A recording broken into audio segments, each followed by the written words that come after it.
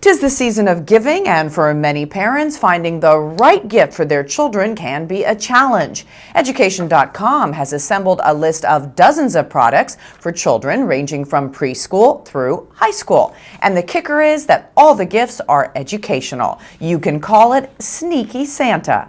Here to tell us more about it is Danielle Wood from Education.com. Danielle, welcome, and thanks so much for joining us. We do appreciate it. Thanks for having me. Certainly the key is to mix fun and learning, and you've got a whole group of toys that can do that. Why don't we first start with preschool? Tell us what you got.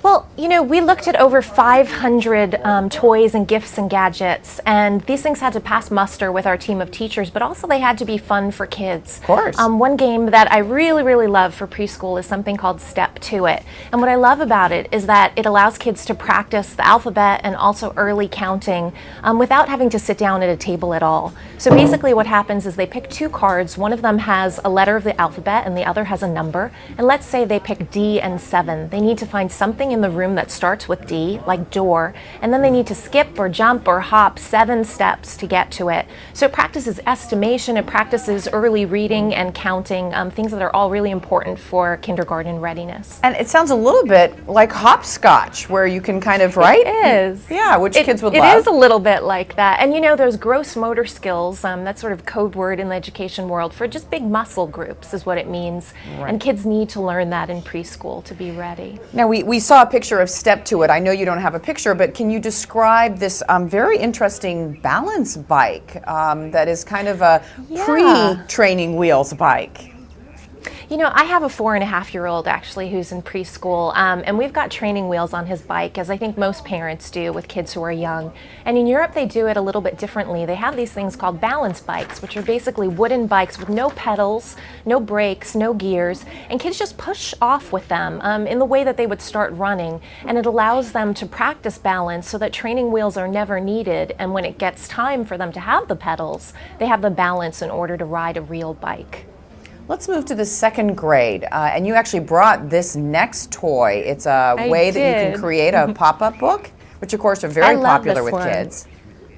So this is called Create Your Own Pop-Up Book, and basically it comes with a blank book and markers and all kinds of neat little doodads that allow pop-ups to happen. Oh, that's great. And on the surface it's just really fun. It allows kids to write their own story, but more than that, one thing that becomes really important as you enter mid to late elementary school is teaching kids how to sequence stories, which basically just means teaching them that there's a beginning, a middle, and an end to stories. And this is a way to do that in a really fun method that lets kids be really creative, but also have a format in which to do it. Let's move on to the pieceless puzzle. It might also be priceless. But tell us about that. How does that work?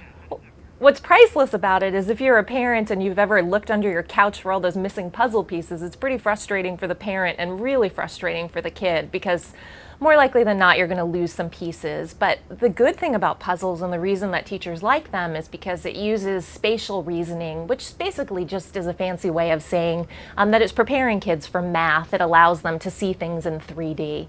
And it also uses those fine motor skills again.